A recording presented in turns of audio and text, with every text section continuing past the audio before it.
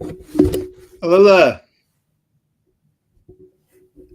Yo, How's it going, Aaron? You're a yeah, little bit on going, the man. quiet side. Maybe it's me. I'll turn myself up. Can I hear you now? Uh, yeah, Yes, I yeah, I can. can definitely hear That's you. better. That's better. I can hear you now. That's a lot better. It was me. I didn't have my volume turned up very well. Okay, bet. See, how you been, How's it? man? How's it going, Aaron Jordan? Uh, uh, honestly, shit, I can't complain. It's been a rough couple of weeks, but I'm surviving. Rough couple of weeks, but you're surviving, right? Yeah. Well, I'll tell you what. Here's what we're going to do. We're going to help you survive with some positivity. We'll try and bestow some kind words and work through our presentation.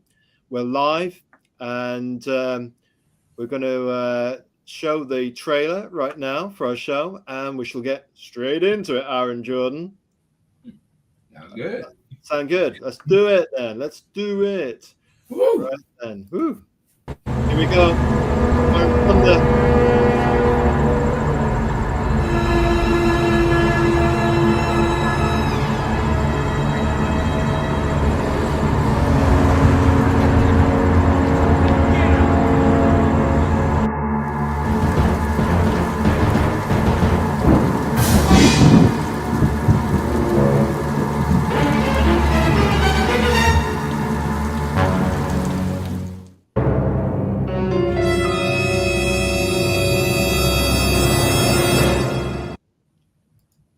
How about that for a bit of drama then, Aaron?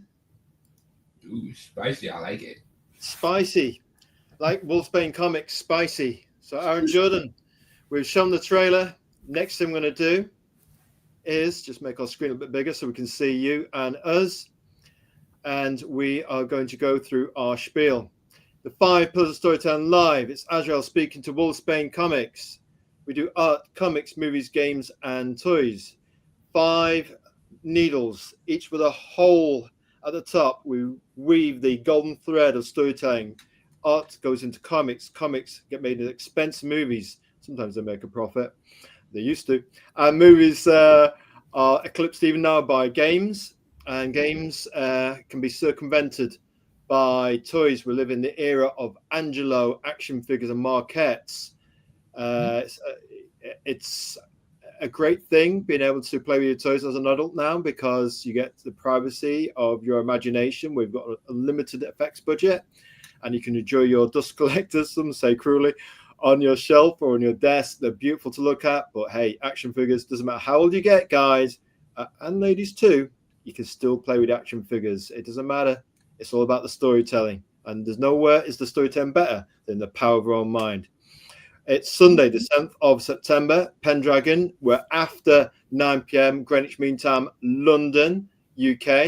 And we're going to be talking to Wulfsbane Comics tonight. Please like, comment, and subscribe. It's just like an X follow, except on YouTube they call it a subscribe. You don't have to pay anything. You just log into your YouTube account and just hit the follow button, and it helps Azrael and the 5 Pillars of Storytelling grow the storytelling base so we can shine a light on Wulfsbane Comics, and maybe we can get Aaron Jordan an extra follow tonight.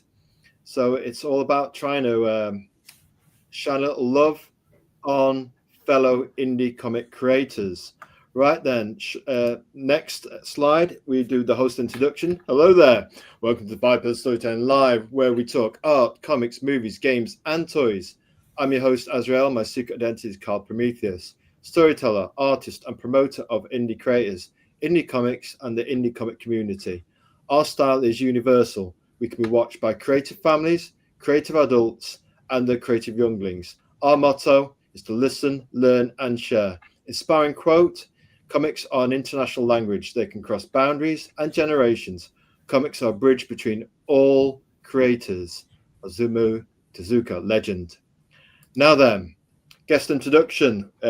Often creators are shy, retiring types, and even when they're not, they're very humble about giving themselves the praise. It's often we leave that to the people to give people praise and some gentle encouragement. So that's what we like to do here at the 5 Pillars of Storytelling. Guest introduction: Wulfsbane Comics pros. Wulfsbane Comics at Wulfsbane Comic on X. We make comics. Current book is Pendragon, released in 2026. Here's the link to the specialist indie comic crowdfunder Fund My Comic, and it's www.fundmycomic.com campaign 237 Pendragon Book I Legends Foretold. It's also available if you want a healthy preview on Global Comics, the online version, webcomic version, at Wulfsbane-comics/comics. So we say a warm welcome to the show for Wulfsbane Comics and Aaron Jordan. Woo indeedy. Now we've got the big 5 questions for you, Aaron. You ready for it, Aaron Jordan? Yeah, as ready as I can be. Let's do it. Who is Wulfsbane Comics? And tell us about your storytelling influences, your comic journey, movies, and music. Here we go.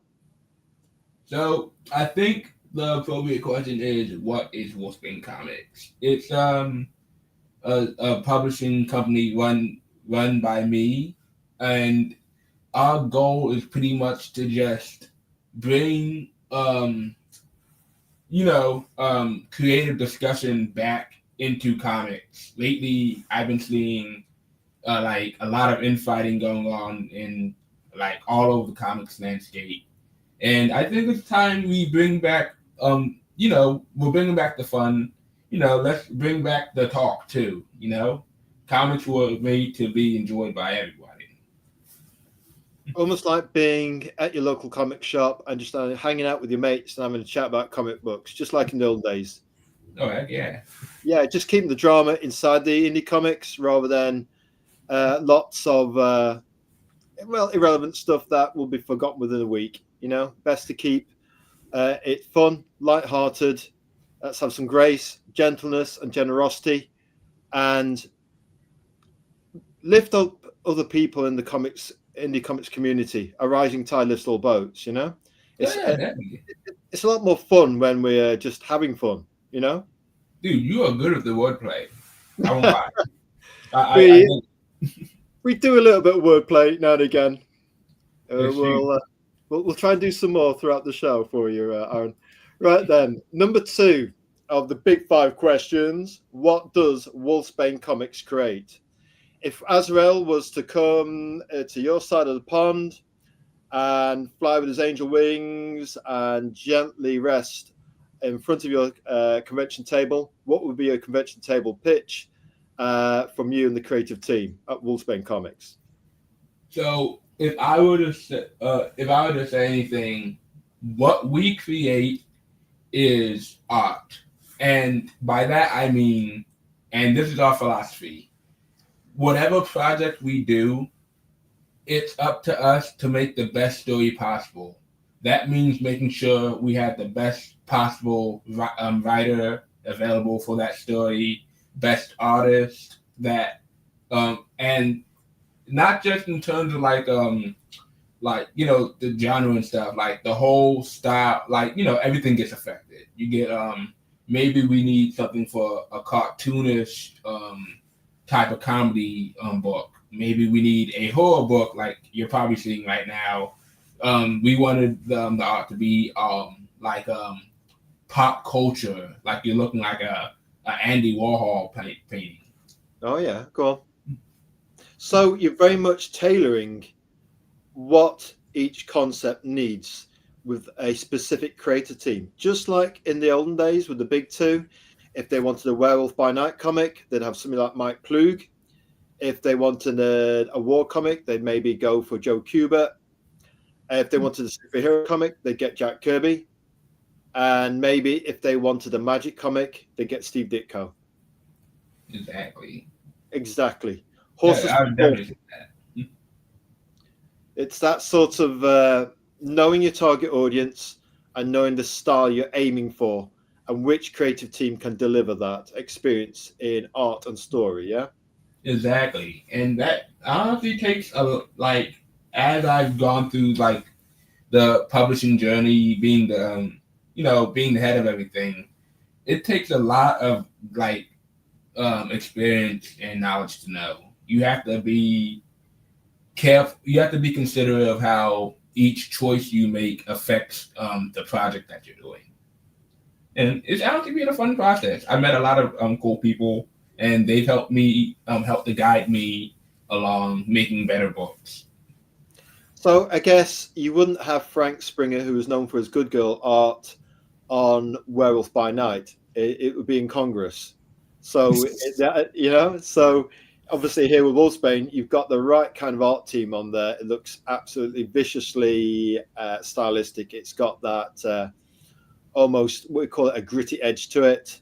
And then with Pendragon, you've got a bit more of a kind of Hal Foster classical vibe going on, yeah? Oh yeah, like one thing I wanted to touch on Pendragon. I'm working with European artist from Germany, David Schmeling, and I'm also working with someone, Carlin Gracia. He's from the Philippines, I believe. But we really wanted to capture that European comic vibe. That way, we're doing this whole thing where it's like the book is tailored to fit that format as well. So it'll be around 8.5 by 11. Yeah. And I don't know. I think I wanted to pay tribute to the books that I got introduced to by David from that that time. Yeah, growing up, we had a Marvel UK, which was the British version of Marvel USA, Okay. and because they couldn't afford to print the books in color, they had them in black and white, color covers, glossy covers to begin with, then matte, and the insides were black and white, but the size was UK A4. So this made classic Jack Kirby and Steve Ditko and Gene Colan style artwork much bigger. And because it was in black and white, it had that black and white noir movie vibe. So the artwork was bigger. You got to see these artists who actually drew much bigger than they currently do on original art. It's around about, shall we say, currently 11 by 17. But in the olden days, in the old and legacy days of Hal Foster, and when Jack Kirby was getting started, I think the artwork was more like probably 15 by 20 or something like that. So it was much, much bigger, the original artwork. So obviously an A4 style of format, it makes the artwork bigger, it makes it pop. So we think your instincts on Pendragon to be an A4 format, 8 by 11, is on the money. Oh, good. I'm glad that I actually got it right. Yeah, it's got that European vibe as well. And again, that European style of artwork that you're sourcing there from Germany and from the Philippines, it's got that, obviously we think of Mobius as that classic European artist, you know what I mean? That sophistication of artwork that you get on something like Blueberry, and books like that, Definitely. I've seen, I'm not too familiar with Mobius, but I have seen some of the art. It is pretty outstanding. Kind of reminds me of Mobius. He's the guy that contributed to the Alien franchise, right? Well, we would say he might have done. The one that Geiger is the one that contributed to the Aliens franchise. Oh, okay. But we're not sure if Mobius contributed to some of the movies. We'd have to check that out. Now, show trailer. You know what? You've got a trailer. You know this artwork here. We see this artwork and we think gorgeous coloring. That's what we think, Aaron, Jordan. We think gorgeous coloring. Pendragon, the legend foretold. How about we give viewers in the future, when they have a little look at the stream, a little taste of what Pendragon, the legend, is all about, which means we've got to take off the presentation. We've got to, it's very complicated without a second monitor. All right, there you go. We've just copied that. And what we're going to do here is we're going to have to get a second monitor. And we're going to add share screen, and we're going to go for Pendragon, legend foretold.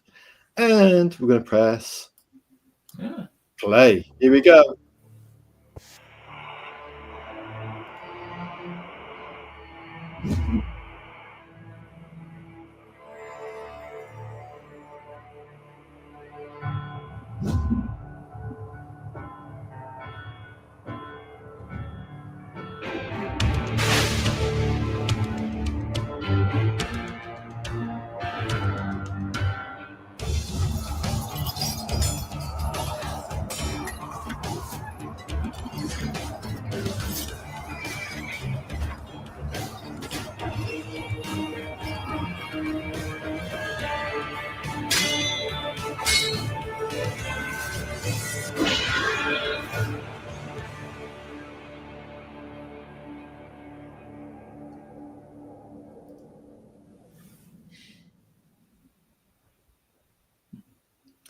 Wow.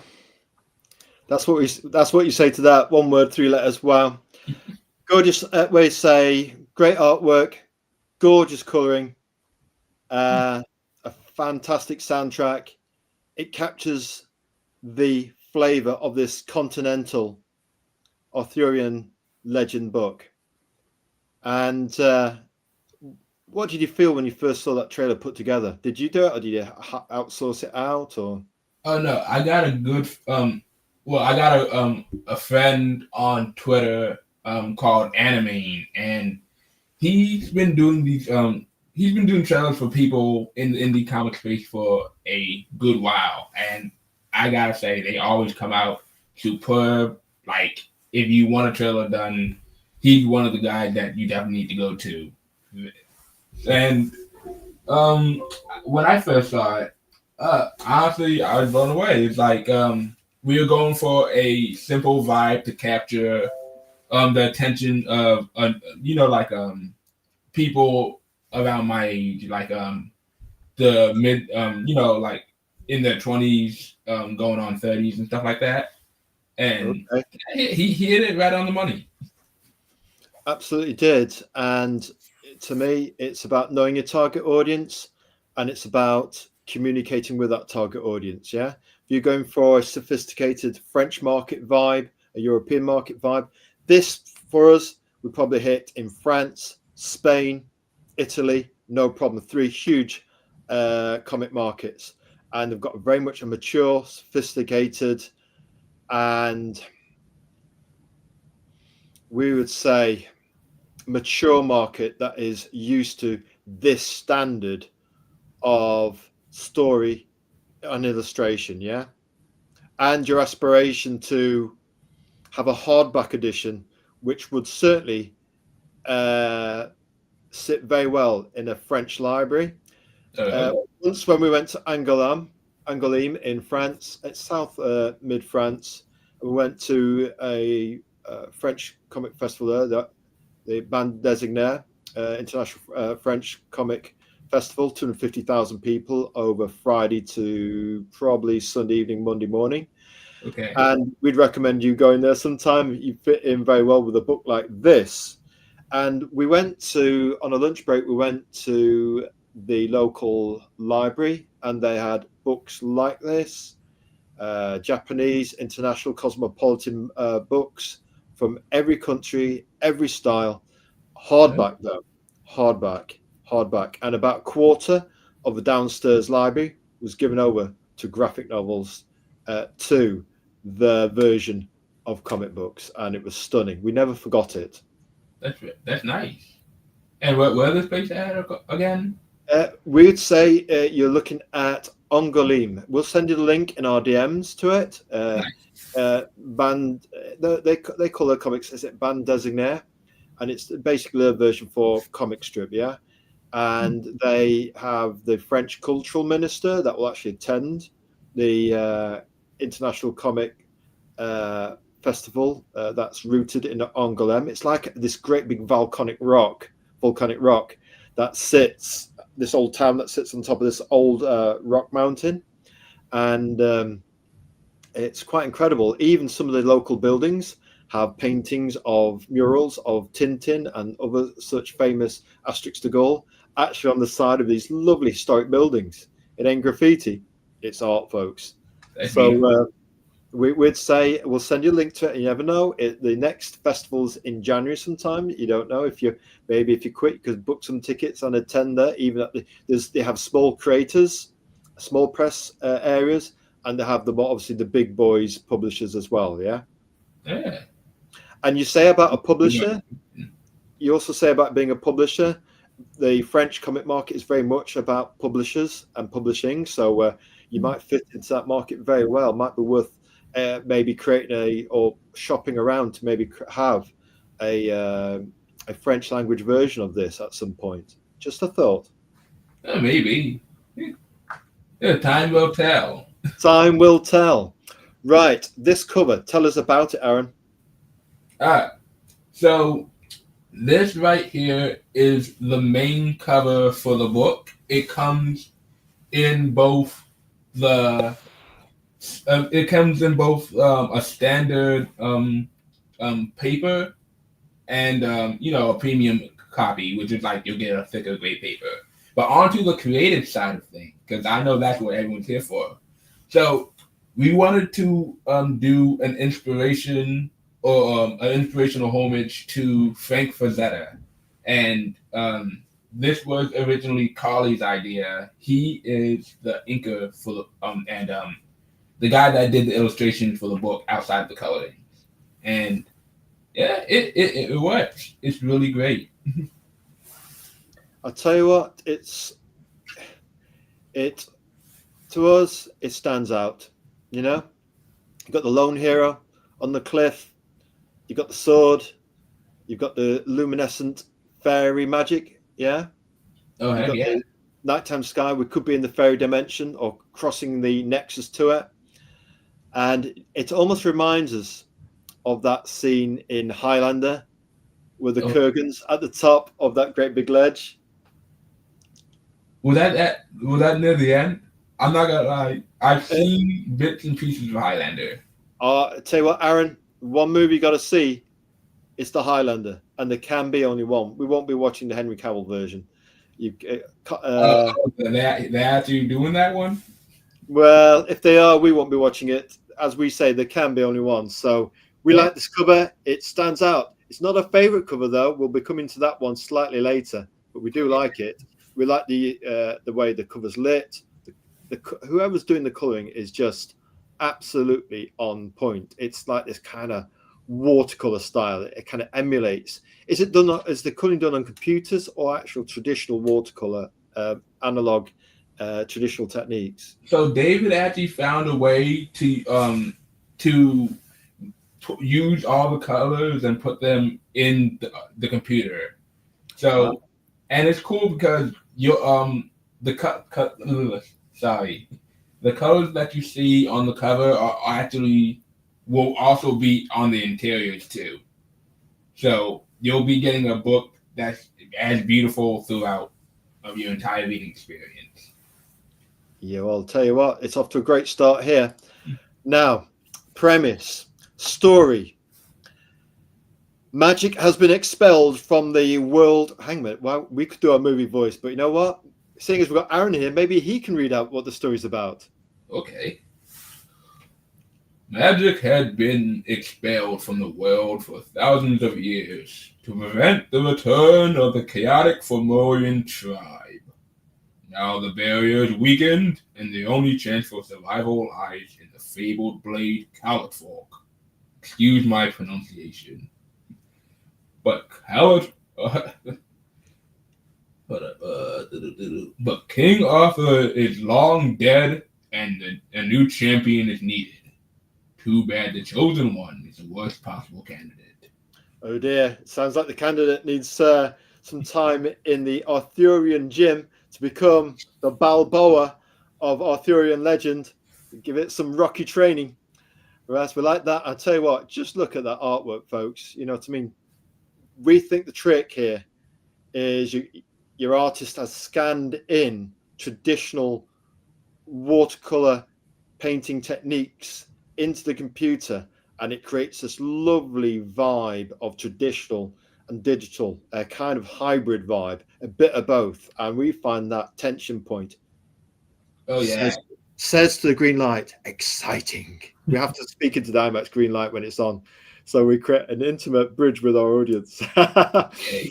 Right then, tell us about this preview art from the interior, Aaron. I mean, what do you say? You say it for us. Okay.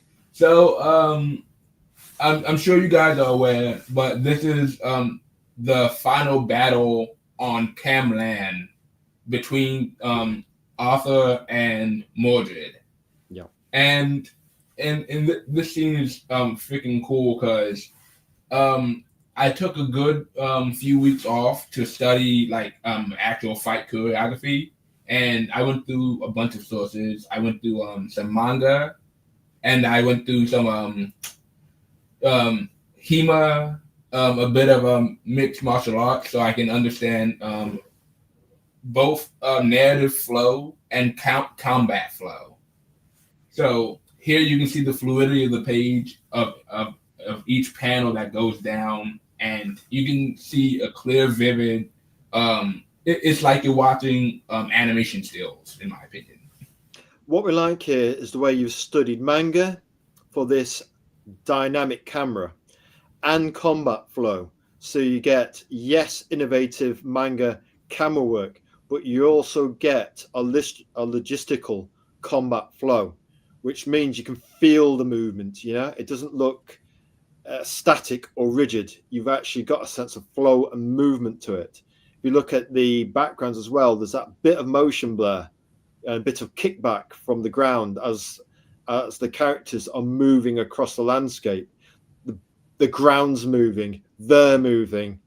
The sword is in your face. It's breaking the fourth world. It's in your face. Oh, dang. True. You really are good at this, man. Shoot. Hey, we can feel it. That's what it's about, isn't it? Exactly. See it, but here, you can feel it. Yeah?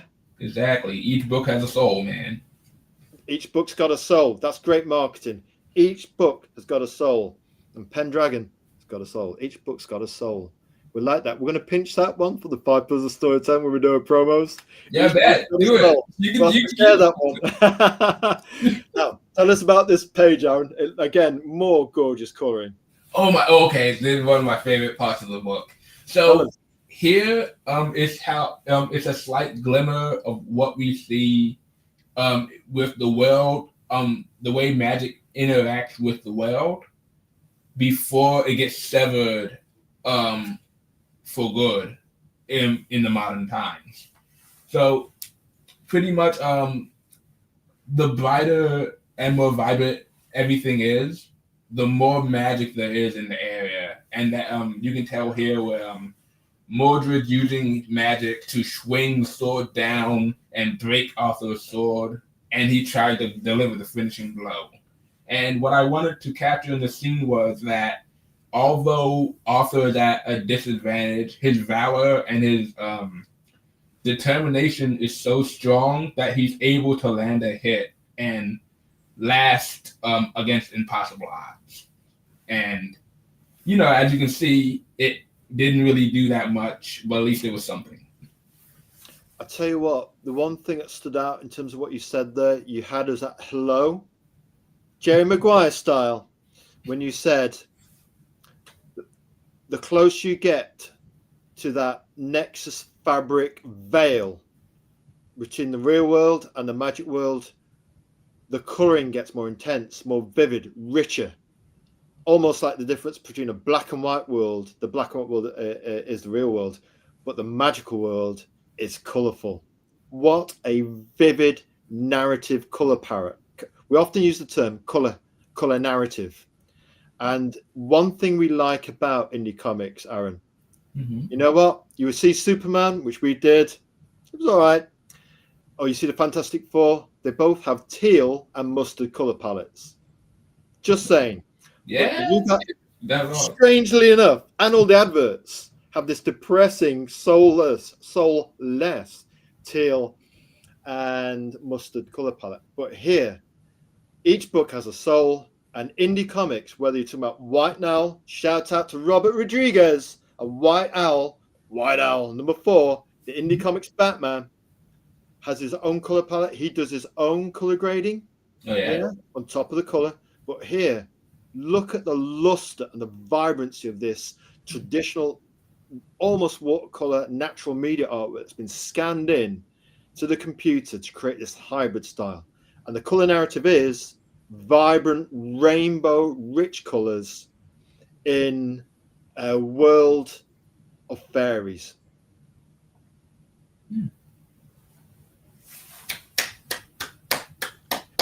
We call that creative thinking, Aaron, and your book has got it. Every book's got a soul, and yours has got a soul that is painted vividly like a rainbow and butterfly wings.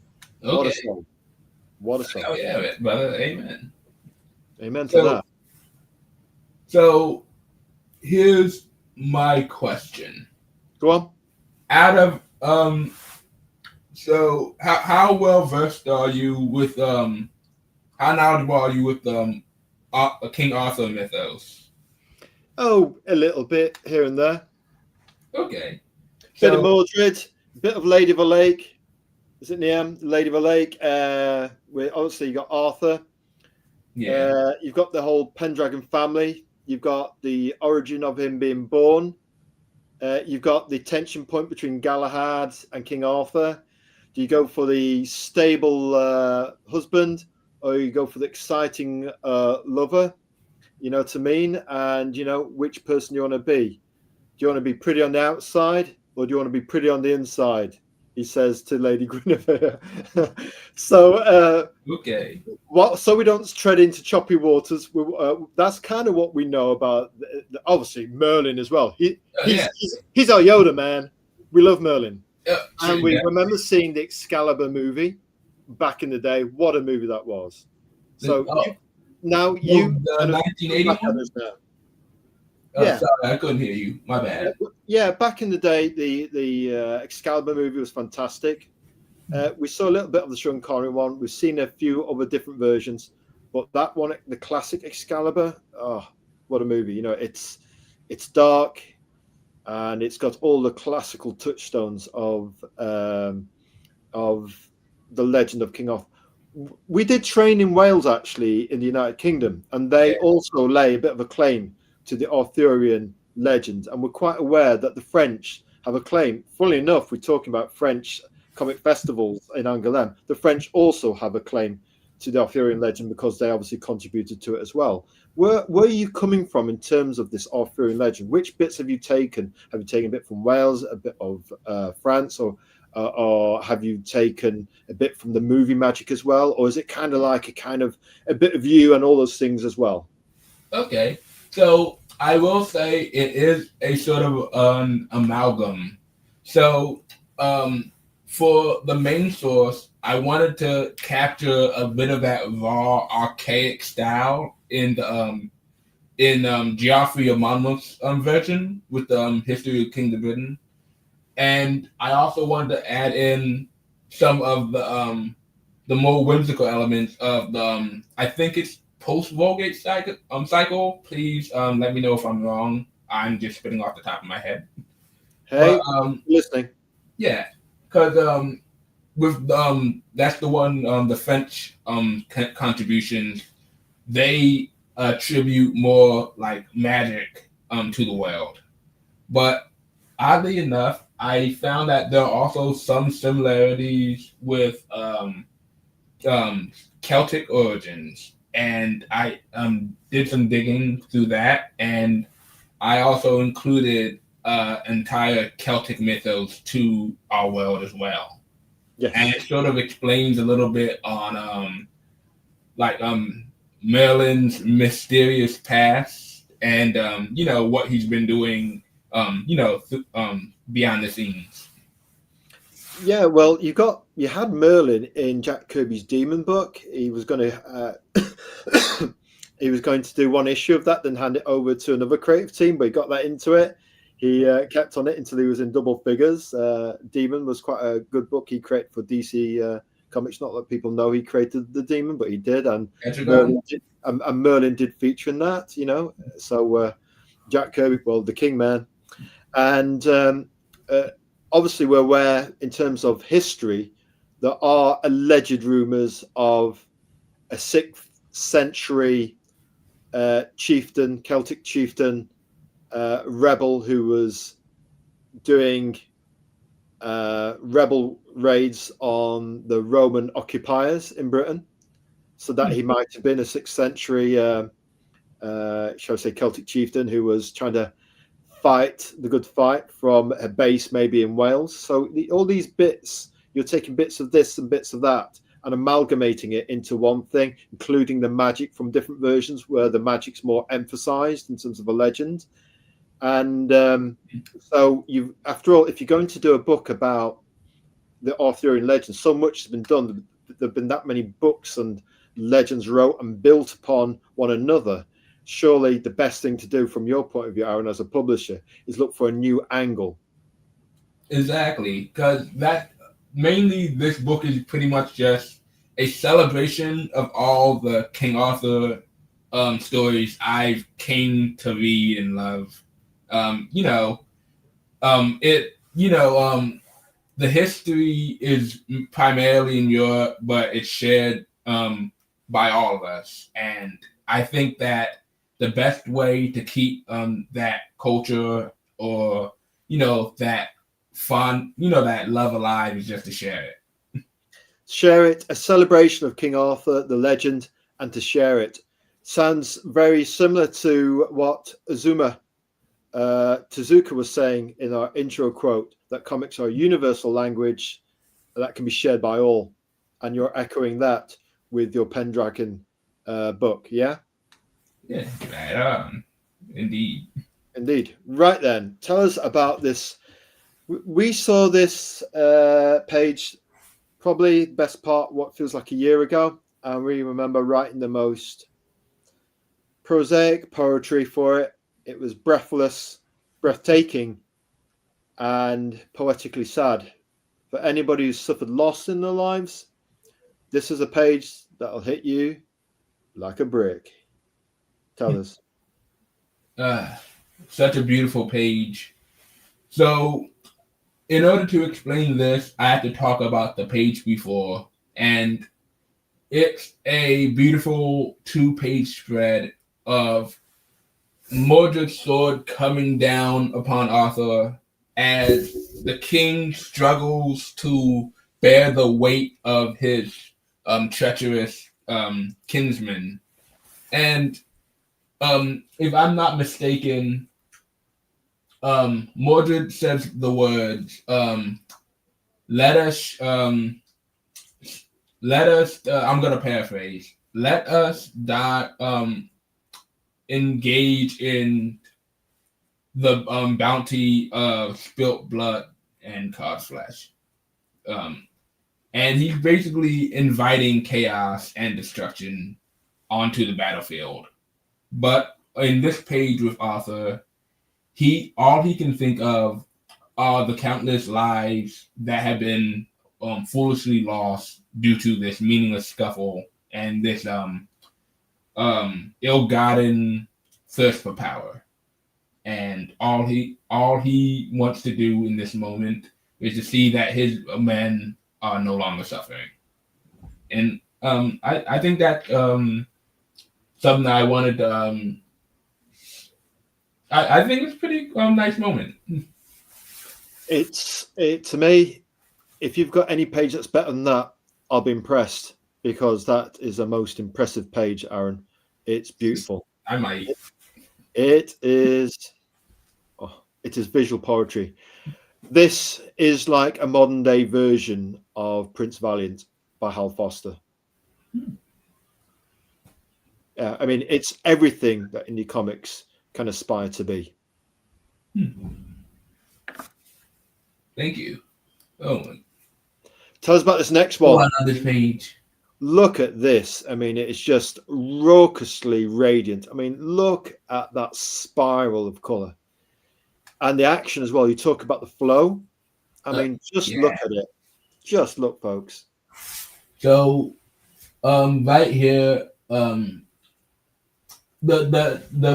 thing I want to capitalize on is the splatter at the top where Mordred's hitting him, and that's pretty much signifying like the end of the. It's pretty much used as a transition. We wanted to play with the colors in a way that also it pretty much told you like when the serious moments of the book are going to be, and when the book is of a lighter tone. So I think him breaking us out of that initial tone right there was a great choice. And pretty much what they're talking about here is Mordred's pretty much mad at him because as we reveal in this version, Mordred is Arthur's biological son, and he was conceived through an affair with Morgan Le Fay. and he's pretty much lamenting how well, he's pretty much bragging about how he pretty much took down everything that his dad built because he's pretty jealous of him for all that he's gotten, and he hasn't really been the best dad. So, there's that. So, well, he's created his son, the Destroyer, yin and yang, a karmic kind of balance. The Renaissance rise with Arthur, and then the end of the Golden Era with Modred. I mean, it's the rise of the father, and it's the fall of the son, isn't it? It's order and chaos. It's classic hero's journey, cyclical eras of creation and destruction. Exactly, and you definitely can't have one without the other. It's honestly a great thing that I've actually discovered. There's a lot of this going on in Celtic mythology with the gods. Pretty much, they have Lu Lamfada, and he's pretty much known as this master of all. Who he's a god that's mastered every conceivable skill, and I sort of imagine that as he's balanced both sides of himself because for those who aren't familiar, there are these races of gods in Celtic mythology that one belong to the light side of magic, which is the Tuatha De Danann, and then the one with the chaotic side, which is called they're called the Fomorians. There's a lot else to go on, but pretty much all you need to know is Lu Lamfada is the spawn of both Fomorian and Tuatha De Danann, and a hybrid. Exactly. So you got the gods of light and darkness. Yeah. Forged into a hybrid. Tell us more. We're sitting here very intrigued with our eyes glinting, Aaron Jordan. We're going to get comfortable if you don't mind. Oh, thank you. So the whole book is pretty much about the finding a balance between the sides of light and the sides of darkness. And even throughout our own world and our own reality, we've gone and we've seen it. There's people that want to uphold order, and then there's other people who just want to see, they vibe in the chaos. And oh yes, 2019, the Darkness Wars began. But we'll move swiftly on. Continue what you were saying, sir. Oh my God, you got me. But we'll behave. Even in Pendragon, and that's what this whole story is about. And it's been a cycle going throughout thousands of years of Europe's mythological history, with the Fenian cycle, the Ulster cycle, which I want to get to in here. Oh, the Ulster cycle. That'd be interesting to us as somebody who was born in that particular neck of the woods. Oh, you were born in Ulster? You wouldn't think so with our British Irish accent. Oh, that's cool. Yeah, I have to ask you where you're from later on. Oh, you have to? Yeah, we can do that. Oh, definitely. But yeah, and pretty much I think to sum it all up, learning how to master both sides of order and chaos, where you pretty much go into this nirvana state and you find your true self. And yes, I think that's pretty much what the book's coming. That's where the book's going. I'll tell you what, we like the whole mythology and the fact that you're shifting gears. You're shifting gears through the different mythological cycles.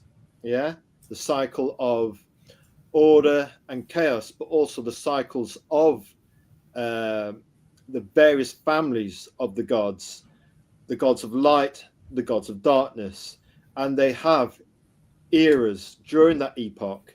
There are eras. Each cycle of gods breathes on its own and threads into a new era of gods. You've got family, haven't you? Basically, is what it comes down to. It father to son. So you get somebody who has a scandalous affair.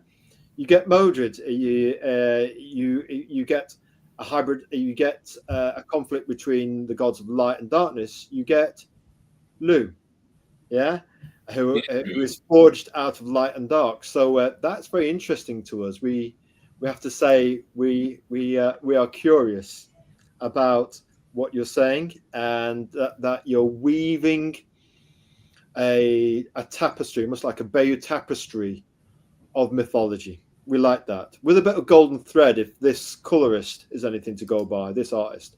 Tell us more about this page, please, sir. I mean, check it out, folks. We've got combat flow. We've got it's not obvious manga, but it draws upon. Oh, we'll do that again to the camera. You draws, big hands, Jack Kirby style. You draw on that dynamism and foreshortening, in your face camera work, the motion lines of. It's not media, obviously, but those are manga motion lines done with traditional media, as opposed to just pen radiating lines.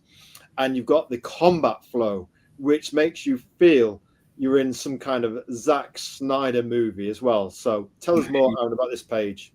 See, I'm glad I was able to capture something like that, because if I'm not mistaken, Zack Snyder is known for his impactful action. Absolutely. So, good. So this right here is the start of the initial bout. And here you can see right off the bat that Arthur is no match for Mordred at all.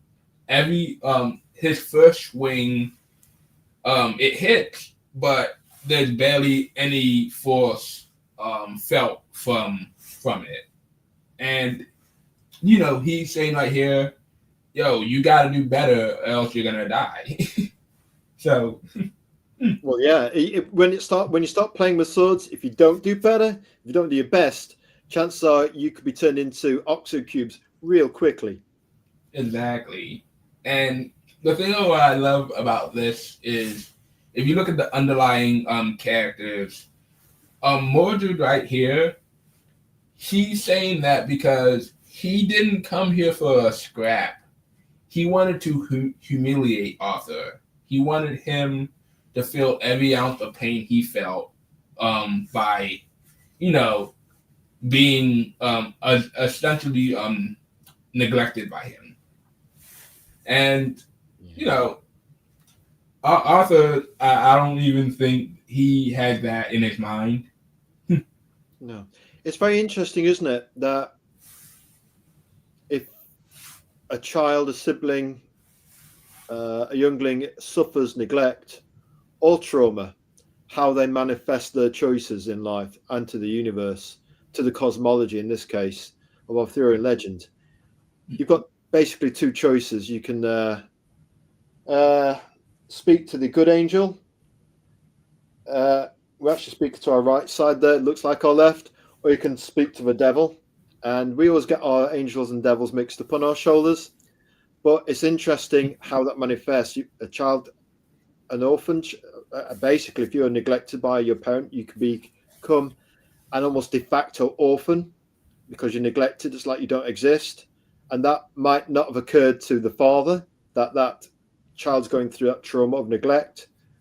So what you end up with is that child in an emotional holding cycle, whereby for the rest of your life, you, as a teenager, your dad neglected you, things didn't work out with your dad, you have an argument, you have a fight, and or you don't even get to meet him at all. But if you do have that experience of a father, and it's not a good one, you part ways, and then that child can manifest that adolescent trauma for the rest of their life, for the next 10, 20 years.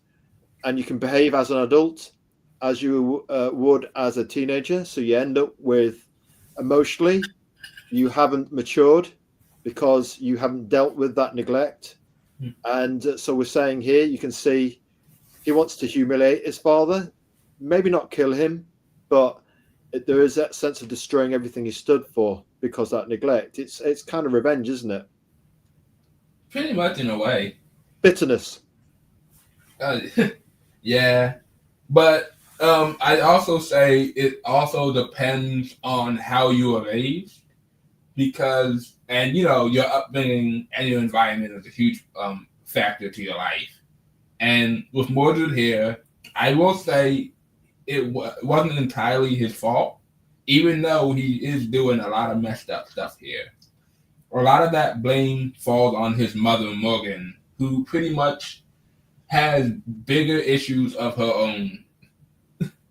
So, oh yes, our whole deal is and I while I was reading up on the legend of Morgan Le Fay, it was a little bit confusing to me because there's like different versions of her with like some different names, and then some characters intertwined. So I had to pretty much do a sort of amalgam where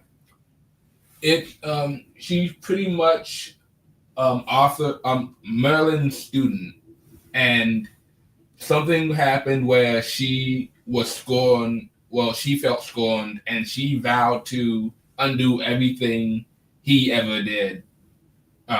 And pretty much a part of that whole thing is the main plot to the book, which is preventing the return of the Fomorians, which Lou defeated in the Irish mythological yes. cycle. And the waves, the Book of Invasions, the Irish mythology Book of Invasions, and you had the successive kind of races, didn't you? Is it the ones that began with C, and then you had the Fomorians, you had the Tuath, you had the Milesians, and several waves of the of shall we say the mythos of Ireland. Exactly. Shoot, and it's nuts. I honestly couldn't believe like how many different people actually went onto the island before it officially got founded by the inhabitants now. Like exactly about 6 waves of invasions. Very interesting. The Book of Invasions. We actually downloaded a whole copy of that, and we find it very interesting. I think I don't know how we got hold of it, but we've got a copy of it, and it's very interesting. The Irish mythology. Exactly. Like there's surprisingly a lot of goofy moments in it too. Like I remember there was this one King Nawada, and he was one of the first kings of the Tuatha. And when he's going to make peace with the guys, either a fight breaks out or it happens unprovoked, but he gets his hand cut off. And apparently, in their culture, to be considered king, and you have to be completely whole. So if you get your hand cut off, you're not considered a whole person. So you've had it like Darth Vader or Anakin. You're not a whole Jedi because you've had your hand cut off. Exactly. I wonder if George Lucas meant that actually in Vader speak, that when Yoda said half a Jedi, that he couldn't be a whole Jedi because A, he hadn't finished his training, but B, physically he wasn't whole. So he was even scorned ultimately by the Emperor as stunted because he got cut down in the final battle with Kenobi. I wonder if there's a bit of Celtic lore in there from George Lucas that was seeded into Revenge of the Sith. I wouldn't be surprised. Yeah, it might be. Now, look, you've got Morgan Le Fay. She's the apprentice. So she becomes like a dark witch. And the Lady of the Lake is almost like a kind of a creature of light magic. So you've got the dark witches and the light witches. Yeah. In Arthurian legend. Yes. Oh my. Exactly. And what I love about it is the genre we're playing with is dark fantasy. So there's a bit of sadness in like both aspects of the characters, where it's like I want you to be able to see what there's a clear good and evil aspect of it, but then you get to see why that happened, and it's not to empathize; it's just to understand. Yeah, it's just sometimes it's about understanding, and maybe perhaps not. I suppose in the past I've been very judgmental about Arthurian legend. He's the good guy, he's the bad guy. Team Arthur, the son, bit of a bad guy. But it's when you think about walking in somebody's shoes and they've been neglected and you've been ignored and emotionally you're not whole. There's just a dark pit where your heart would be. You haven't walked in that person's shoes, so you don't understand them. So through what you're saying, we're already thinking of taking a more considered, less binary approach to the Arthurian legend, that there might be nuances of shades of grey in this very colourful story. I mean, I'd say so. I'm always the believer of saying two things can be true at the same time. Spot on. Yeah. We agree. So for instance, let's do Uther Pendragon, for example. And I'm doing a rereading of the history of the King of Britain.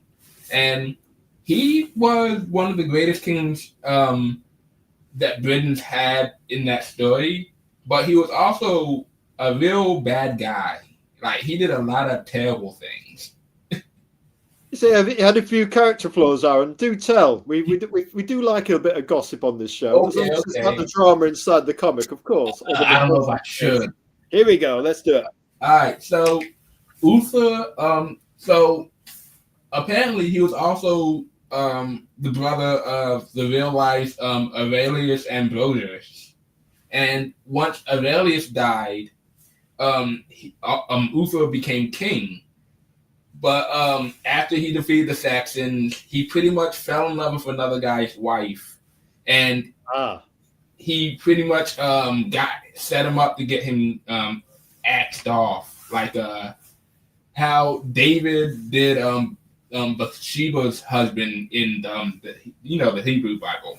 Take him out the picture. Something like that. It wasn't. He didn't do it himself, so. Of course not. No. Yeah, but the icing on the cake is he disguised himself as a guy, and tell dirty deeds done dirt cheap. Yes, quite so. Yeah, we know all about dirty deeds. So we won't elaborate on that. We'll keep our quiet counsel and leave the gossip to Aaron. King Arthur Jordan. Oh yes, but and his friend Uther Pendragon. Oh, what about his friends?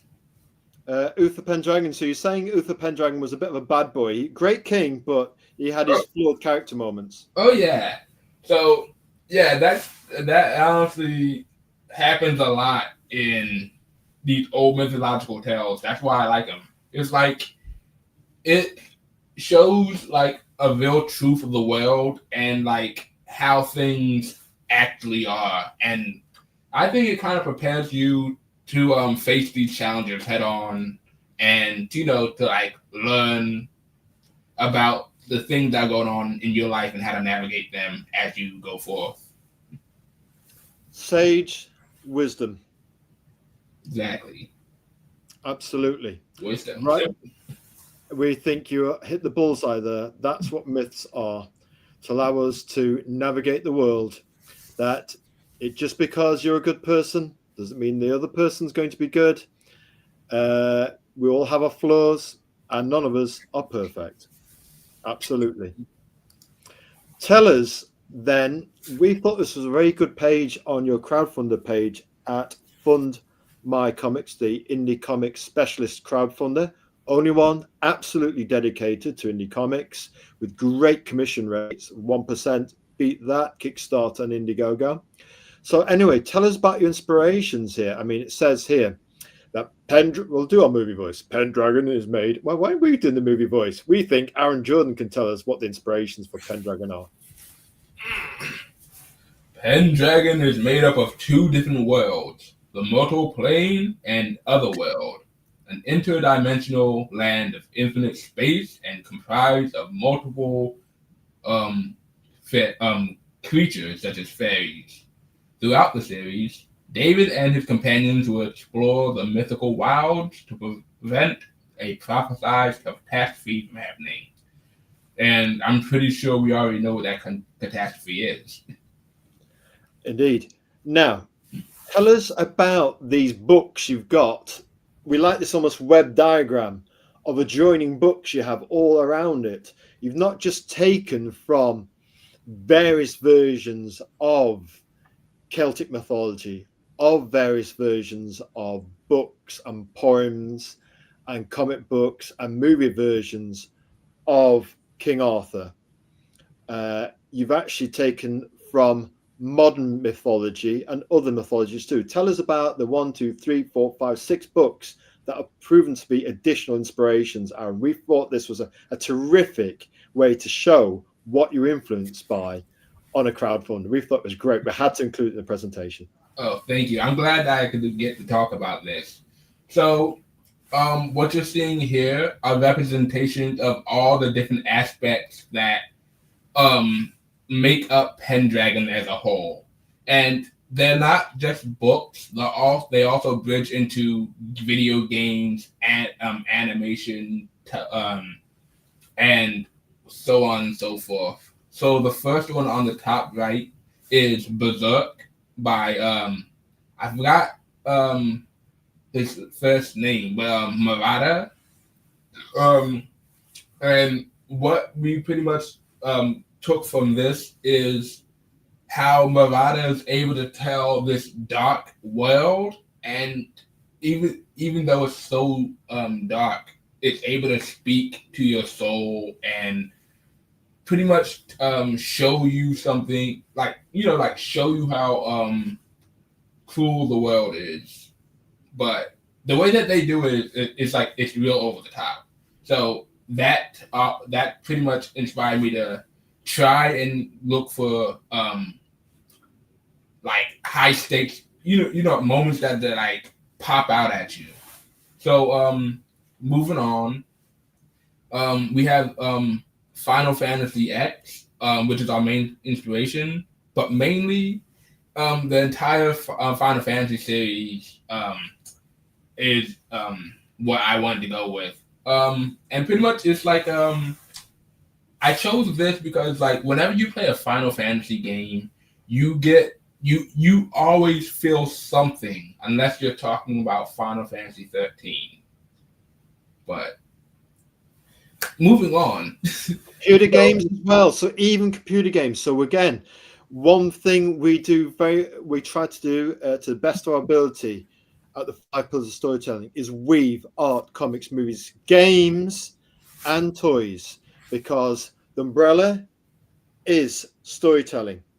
The niches, underneath are storytelling niches of art, comics, movies, games, and toys.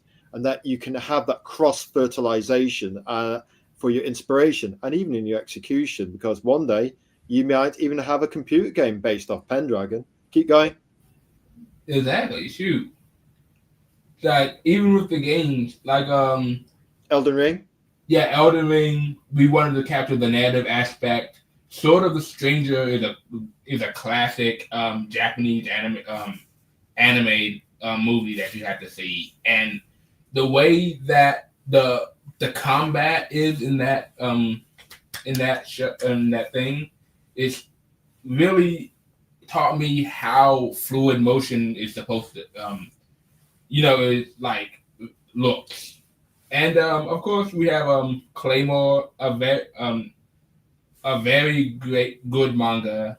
The power setups are very unique. They handle medieval organizations and monstrous superpower as well. And that kind of helped me with envisioning how I wanted the costumes and the designs to look along Kingdom Hearts. And Thor, I personally love reading Thor comics. I'm trying to get up to the originals. I believe Go for the original Jack Kirby Thors. Yeah. They are absolutely jaw-dropping. Viking Yeah. longboats just sailing through the space universe. Thor's hammer, Mjolnir, looking like a croquet stick. Absolutely two-hand job, you know. That's what I'm saying. Keep going. Right now I'm on volume 1. I'm still trying to get through it, but I've been reading a lot of like modern Thor. I'm not talking about like modern Thor. I'm talking about like right here. This is the Ghost of the God Butcher. I read a little bit of Siege, the Thor Siege. That one's pretty good. That pretty much helped me get into Shakespearean writing, so I can learn how to use the words properly and stuff like that. Got you. So a bit of thee and thou, Stan Lee style. No, not thee and thou. That's still difficult for me. But the way Thor does it, he uses like modern English, but it sounds like you're actually talking like back then. All right, got you. Okay, so there's almost a hint of archaic language. Exactly. Spirit of it, rather than making it too obscure for the reader. Exactly. I didn't want them to be confused. Absolutely not. And what about this last one? Oh, which one? The one with the purple lettering. Claymore. I went over that one a little. Oh yeah. I'll tell you what, love the cover on that, and the Stranger book as well. I tell you what, you've 1, 2, 3, 4, 5, 6 diverse influences, plus all the various flavors of the Celtic mythologies. And what you've got there is quite a exotic cocktail to give your Pendragon version of King Arthur its own spicy cocktail that's different to perhaps any other Pendragon King Arthur Celtic legend version. Yeah, very different. Yeah, we just like that inspirational spider tree. Lovely. Then, let's talk about the crowdfund. Let's talk business, Aaron. When it gets down to it, brass tacks, it's art, but it's commercial art, and we have to balance art with commerce, right? Commercial art, as they used to call it back in the day. Now, tell us about the first option you can get for Pendragon. So the first option is the regular standard edition. As we said, it's sized by 8.5 by 11, and we did some recent calculations. Here it says 78 pages, but the actual page count will be 80, and that includes the front and back covers. So we wanted the book to be center spread, and that way, you're not really getting a floppy when you come in. You can actually put the book on your shelf, and not only will you get a 80-inch, what was that 80 glass cover? What? How would you say that? Like 80? Kind of the gauge of the paper, the weight of the paper, yeah. Yeah. The weight would be 80, so it's like comes in glass, and then the paper is gonna be uncoated white, so it's 60. But so what we're looking at there is a higher gauge of paper weight to perhaps not only take the ink at the printers, but obviously to have that premium feel in your hands. Exactly. Heavier paper stock. Yeah, and that's just the standard one. The premium one. I'll tell you what, let's talk about the next one. Your premium one, you say. We've got this exclusive hardcover, 78 pages by Carly Ingressia and David Schmeling. Tell us about this one, please. Oh, this one, not only the cover is actually done. So let me. Do you mind while I talk if I can actually get the image file? Hey, let's do it. I mean, yeah, why not? All right, nice. So So with this one, the only thing that we changed is the page thickness. So the cover is going to be 100, and it's going to be card cover stock, and we get the 80. The weight's going to be 80 for the interior pages, and pretty much this is just to make sure that your copy lasts longer. And we decided to go with a cool cover by the awesome Corey Barra. Corey Barton. Is he the guy that does the drawing comics school for art? I mean, it looks like it's I think it's Corey Barton who does the kind of drawing school.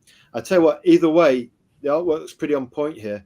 Tell you what, one thing that has started to creep in, one or two people have started including noir black and white editions of their covers, black and white movie style. So when we first saw that, we thought, oh, that's going to be a black and white cover with perhaps if you've got some black holding artwork in there, lots of black shadows and anchor points in there, and maybe a black and white noir edition later on, maybe. That might work, yeah. So right now, I've been doing some research on different printing avenues. And tell us more. What? Say that again. Tell us more. We're curious. When you talk about printing avenues, we like the technical aspect of comics on this show as well. How to advice, distribution discussion, talking about how things get printed, about different weights of paper, exploring different ways of printing. Tell us more, Aaron. Okay, so I wanted to make it easier to I wanted to bring printing costs down, because as you all know, printing has been shipping has been a nightmare. And it would make more sense to have your book cost less money to print. Yeah. So I went over to Alternative Comics, and I bought their printing samples. Oh, yeah. And let me tell you, before I heard of them, I thought newsprint was a pretty lousy way to read. I used to collect old comics from relatives that passed them on to me, and they're all old and worn and stuff like that. They weren't really taken care of properly. But I've been recently felt I got a hold of some New Mutant issues. I felt that, and then I felt the Samedi sample that he sent in, and they feel amazing. And so this is from his recent Fund My Comic campaign. We got a crowdfunder to actually fund a printing press for traditional comics prints, newsprint style. Indeed. And basically what he said he was going to do was he'd print the inside of your book, of course, the cover aspect to another print. Oh, here we go. Yeah. So is it newsprint inside? So that's from his King Cryptid. We're having a little look inside. Here we go. We need to go big screen for this, folks. All right. So the back here is pretty cool. He gives out all the information that you need to actually print out your copy, and it's very informative too. You have the bleed with right here. You have where you're supposed to put the words and everything, the gutters, and right here. If you look inside, look at how rich the colors are right here. Absolutely. You can see that everything looks clear. It's not the colors. Let me move to a more vibrant page, like this right here. And this is all newsprint. Nothing's muted, and you retain the same amount of quality in what you'd be getting if you were to get a gloss or a matte book right here. A matte book, newsprint. but not newsprint as we know it. It's next generation newsprint quality, isn't it? That looks fantastic. Exactly. Peter Sametti at Alterna Comics, shout out. You are taking newsprint care of the at Fund My Comic campaign to the next level. Print on demand. Newsprint. The next frontier newsprint, man. They even have many issues too. King Cryptid wants you to make comics, and those are mini issues as well, yeah? Oh, yes. Really good. I'll tell you what, you sound excited. Is there a chance then that we might see Pendragon in a newsprint edition? Yeah. I'd have to see if we can reformat the book, but everything's possible. Hey, we can even get Pendragon minis. Pendragon minis, that's a thought, isn't it? Again, it's all merch, it's all avenues. Almost like you could have a Pendragon newsprint ash can.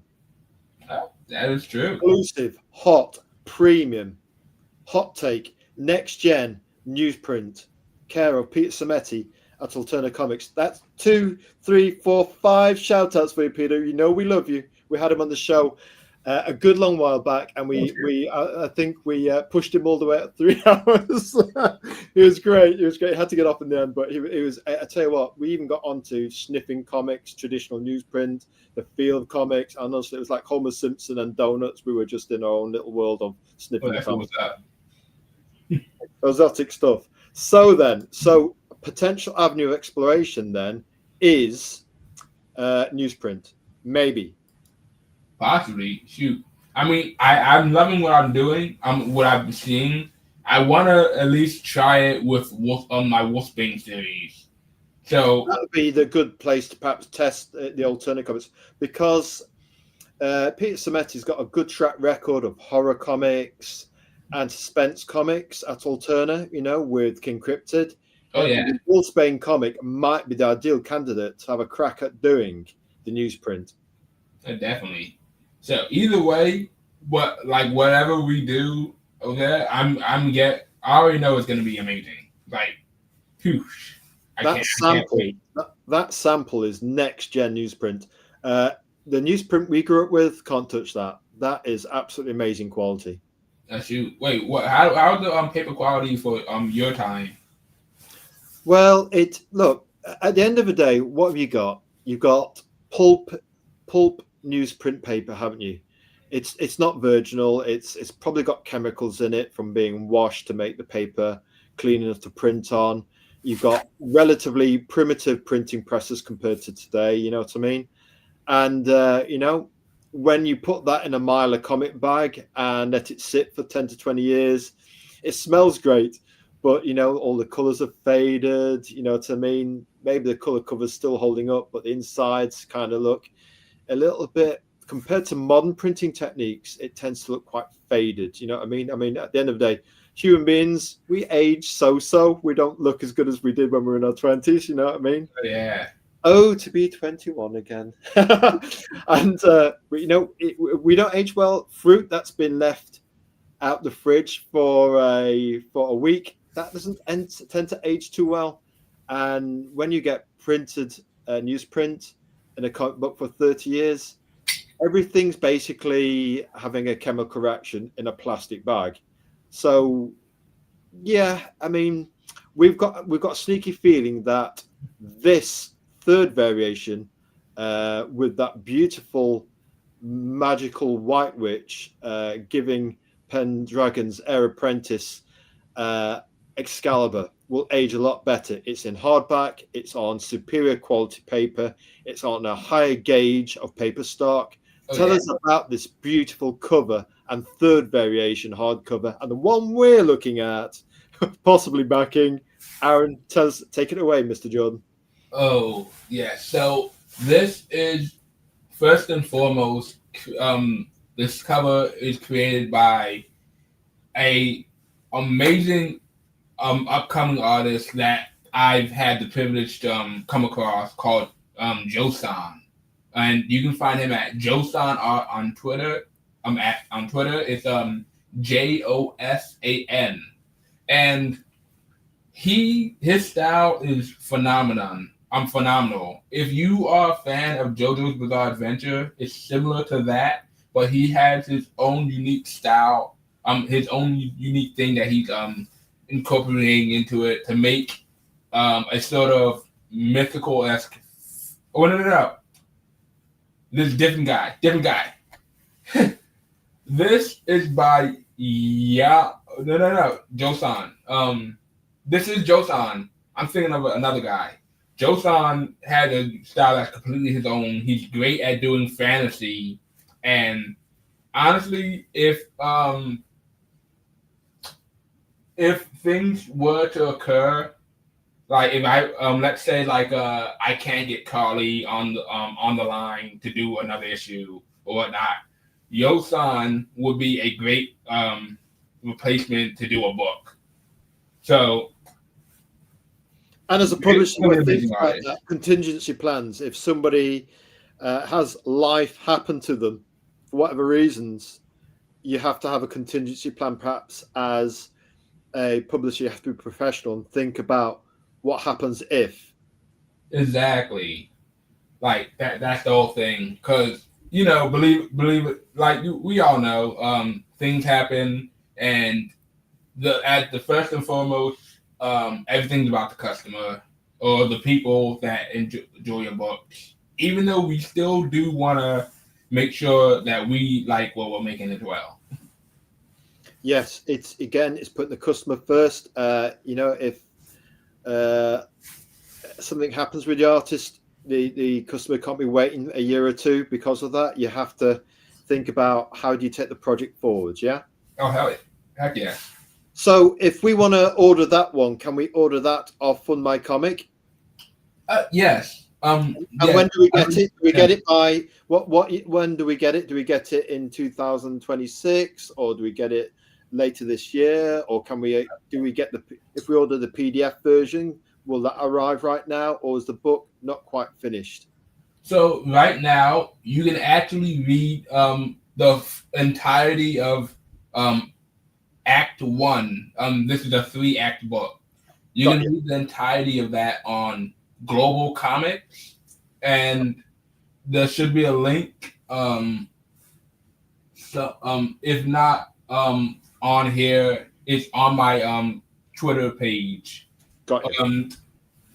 For the actual book, we just managed to fix a delay that made it so that we couldn't get to Pendragon until a little later, but we're shooting to release it in 2026, and hopefully it'll be I'd say before spring. By about March, April, that sort of time. Yeah, by about March, April. April. That's doable. It's not that far away. About another half a year. In the meantime, you've got the preview that you can read on Global Comics, which looks absolutely drop dead gorgeous. We have refrained from doing that because we're thinking maybe we go hardcover and we want to just sit on the sofa and put like a pile of donuts or a nice steamy pancake with lots of toppings on it. We just want to put our face down into Pendragon and just smell that paper and just see that gorgeous art. No, I've had some people actually say that. So you're that whole thing in one go, Yeah, exactly. Like, shoot, if one page is that good, why? Like, you might as well just savor the rest. Absolutely. Now, will I like Pendragon? Who's it for, Aaron? Okay, so if you are missing the old days of fantasy when you were sitting down on your TV screens and watching stuff like Indiana Jones, a lot of people like what's that one show with that dwarf guy Warwick David Willow. You like stuff like that.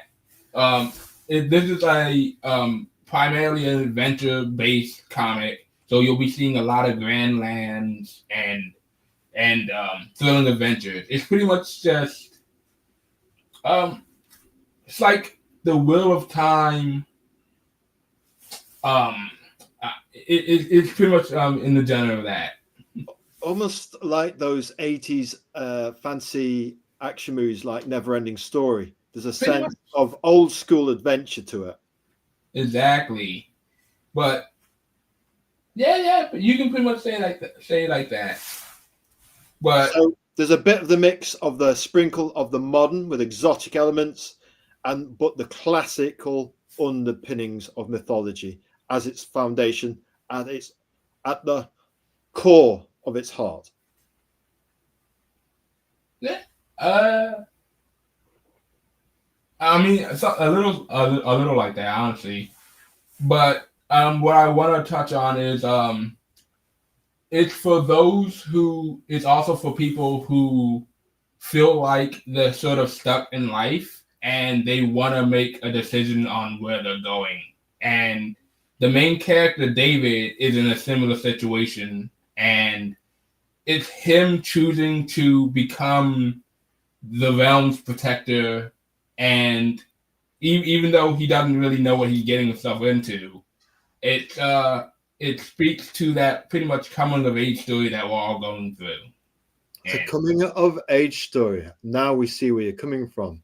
For those who are lost in that abyssal darkness, we say, pick up the sword of light. Okay, I like that. Why do you create indie comics, Aaron? And when did your journey with indie comics begin? So I made indie comics for fun, honestly. The first one I made was in high school. Well, the first one, no. The first one was in elementary, and that was pretty much a Spider-Man Raimi recreation of the movie. And my actual one, I was drawing stick figures in high school, and that pretty much helped me be more creative. And the journey, after that, I stopped for a while, and eh, it wasn't until recently, like in 2018, where I picked back up.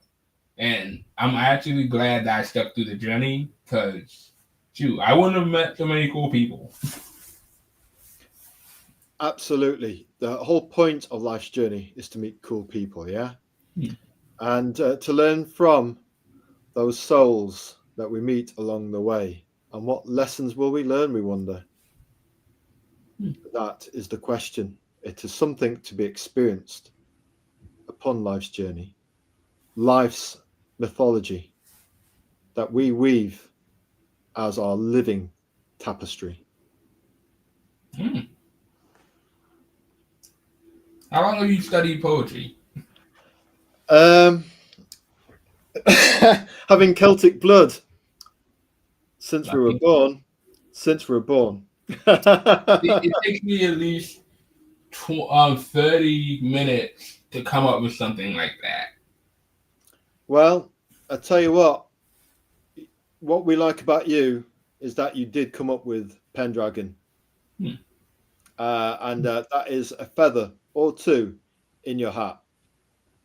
Now, we would say, as a publisher who is going to give their audience, the target audience, a premium, classical, Hal Foster, Prince Valiant style, King Arthurian legendary experience, or shifting gears to perhaps maybe a newsprint, next gen newsprint experience care of Peter Semetes at Alterna Comics. That's another shout out, Peter. We love you. He is the indie comic horse whisperer. We have a lot of respect for him. Battle trained through 19, count them, nearly 20 years of indie comics experience, leading from the front. We love him a lot. Now, what advice would you give as our resident publishing expert to young aspiring creators or indie comic families now? Will actually now experience this is why our show's family and not necessarily adult.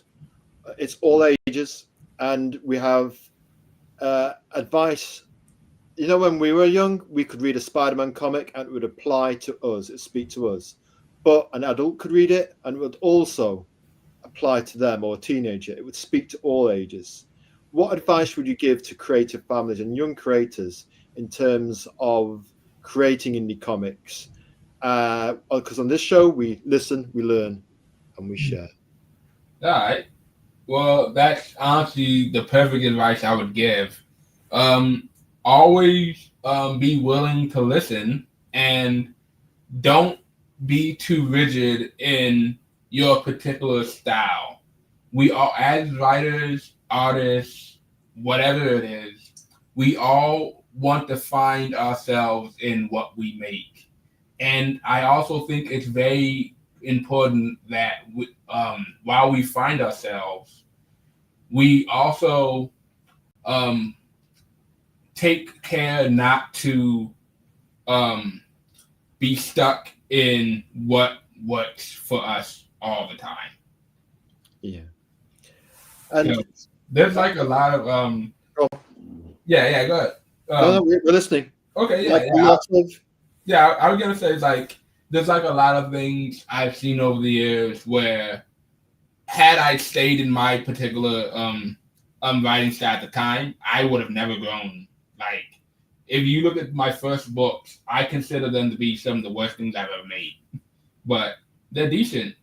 But you know, but they're foundational because you did those, you learned, you grew. Exactly. Always learn too. Oh shoot.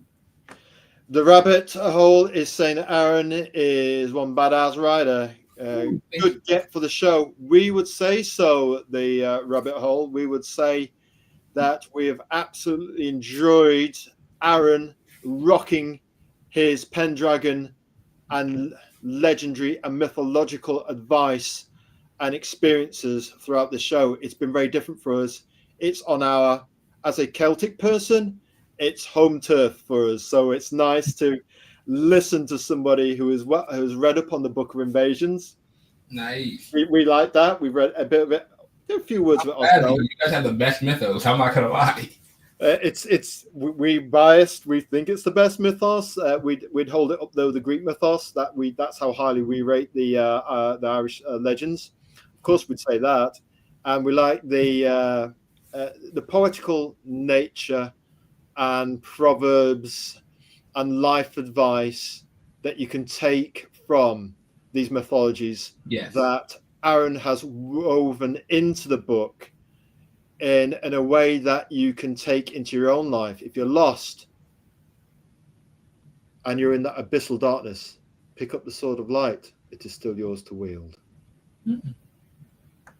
So Aaron, we would say to Rabbit Hole, welcome to the chat.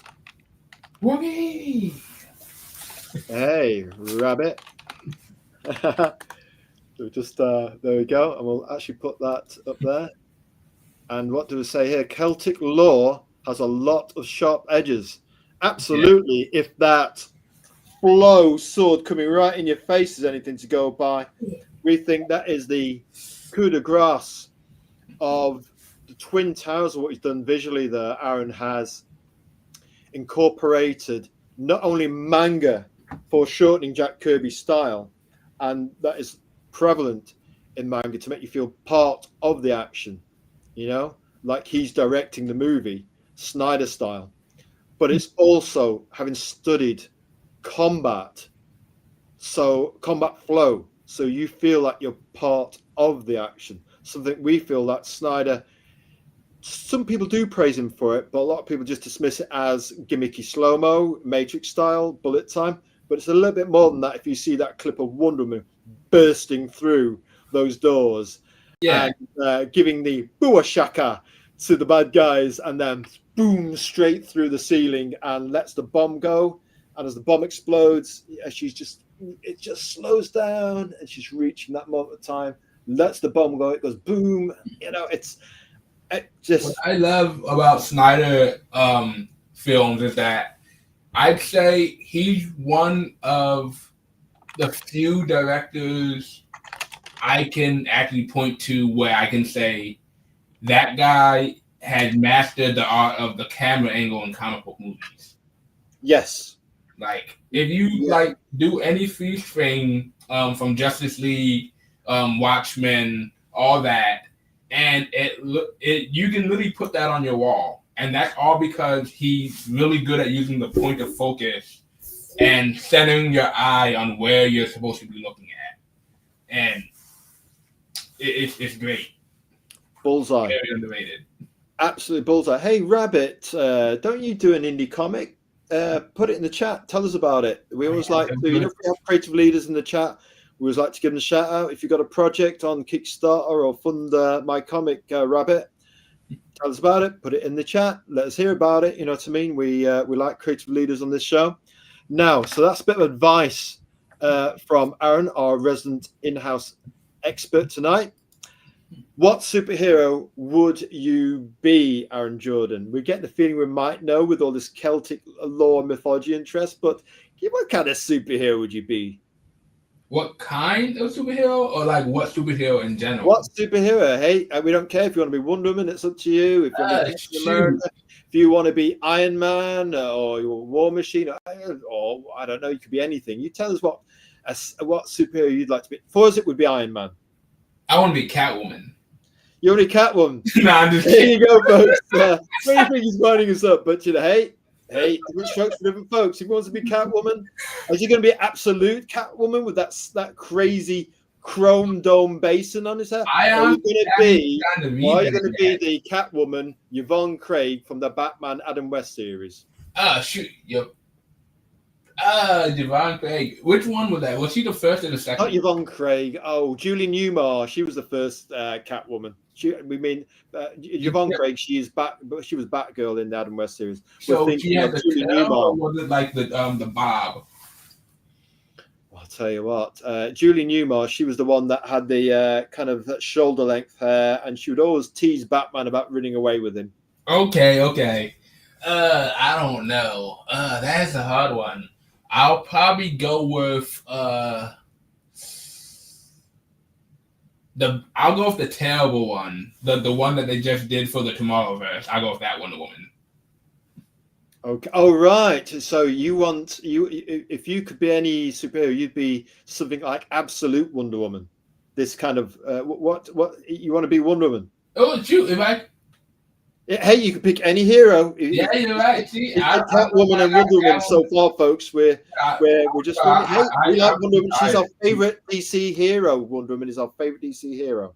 But you tell us. So, what are you sure you're going to be? You're going to go with Catwoman, Wonder Woman. What superhero are you going to be, Aaron? I'll go with Spider-Man. You're going to go with Spider-Man. We thought it might be something like that. We thought so. He was just kidding about the Wonder Woman Catwoman thing, folks. But Spider-Man is what Aaron's going to be. Aaron Jones is going to be Spider-Man. That's his superhero choice, would be web swinging around Manhattan. Now, bonus questions. What are your plans for Pendragon going forwards? Is it just to hit that March deadline?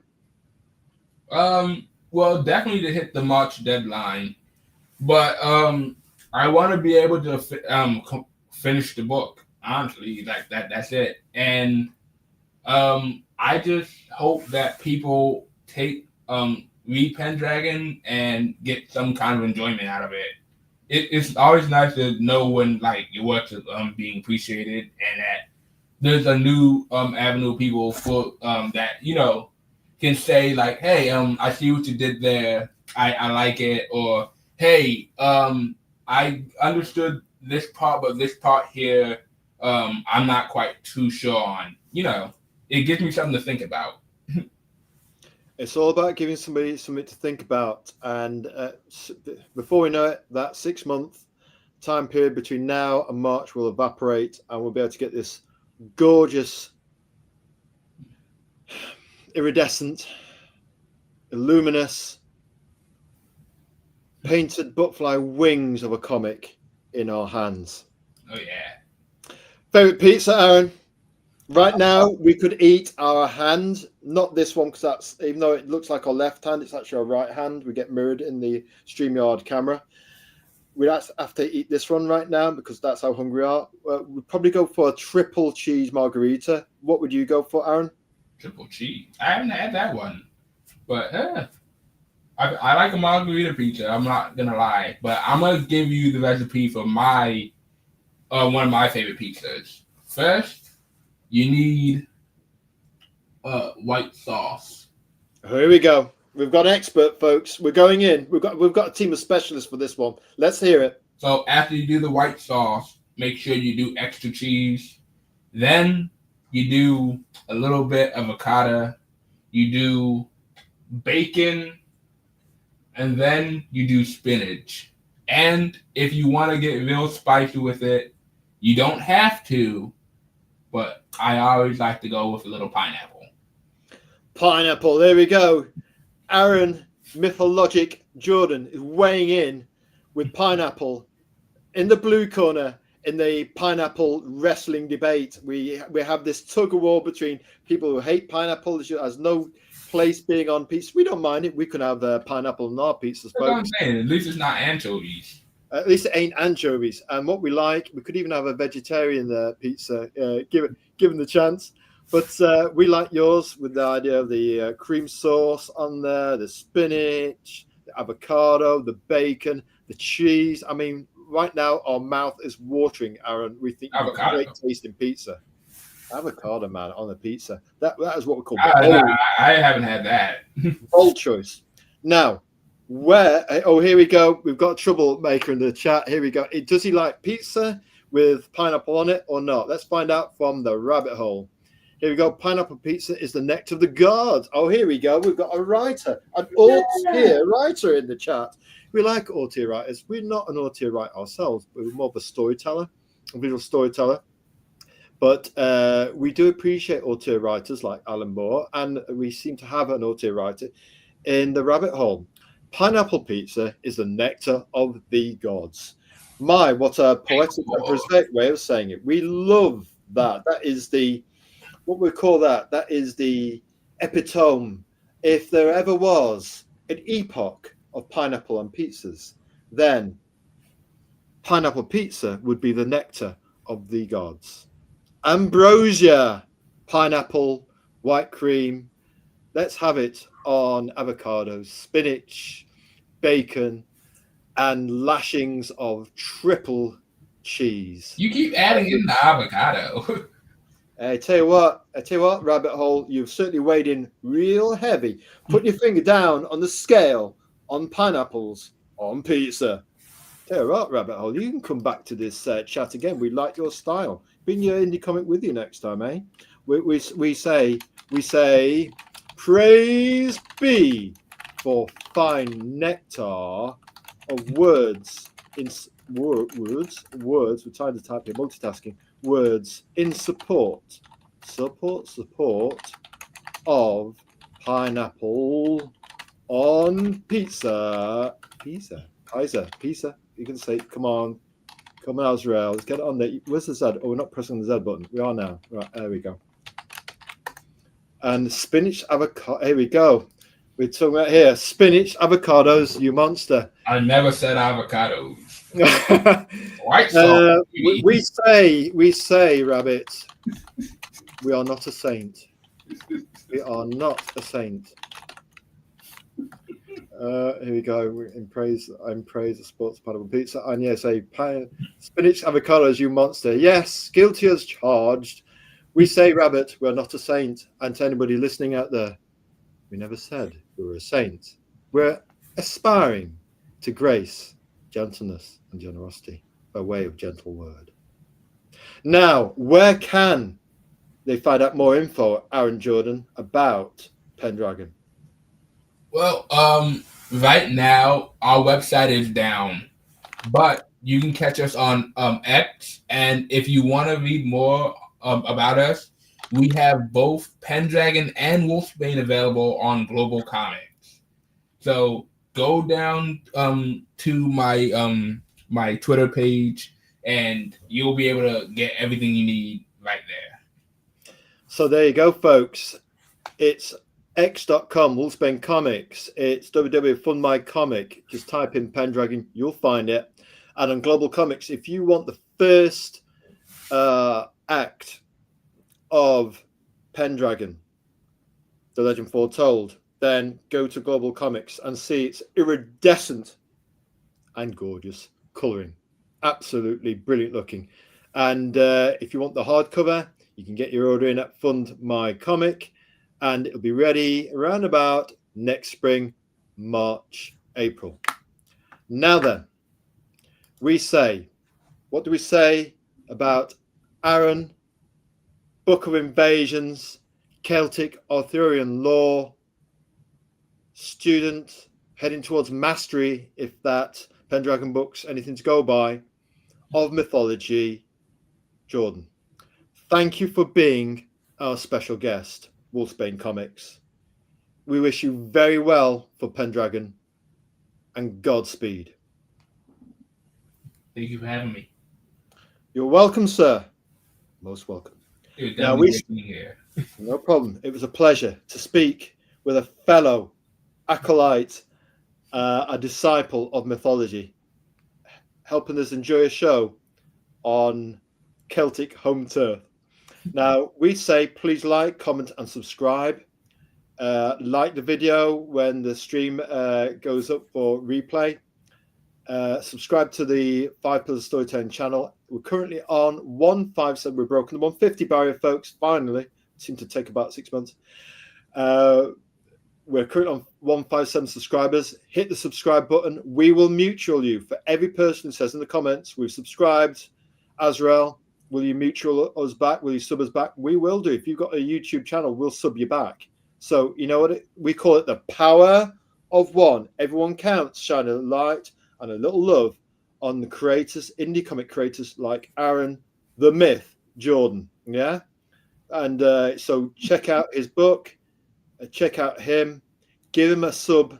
Give him a like and a follow on his pinned on X, Twitter, X. So us likewise at 5 Pillars Storytelling. We're currently at 4,712 followers. We call them creative leaders, of which we proudly enjoy the follow and the creative leadership of Wulfsbane Comics as a fellow creative leader on X. So yeah, please do, and we'll sub you back. We'll follow you back. Just give us a shout out, and we'll just say, hey, we followed you. Creative leader, we'll follow you back. We call it art moots, mutual subs, whatever you want to call it. We'll follow you back.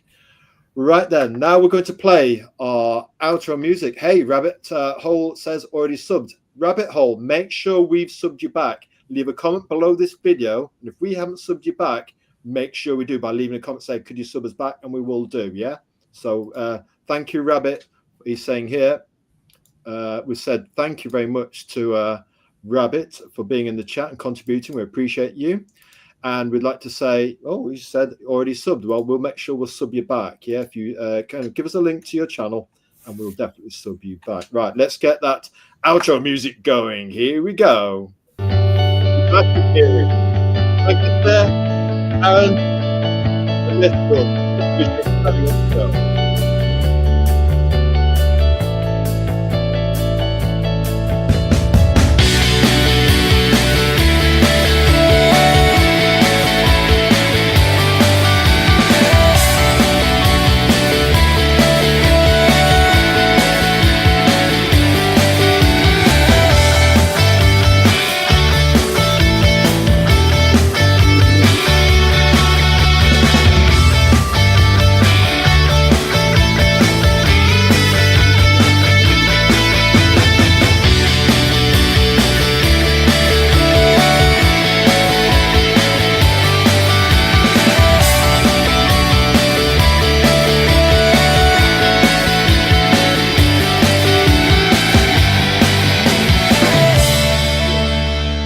Yes, we love it. How did that go?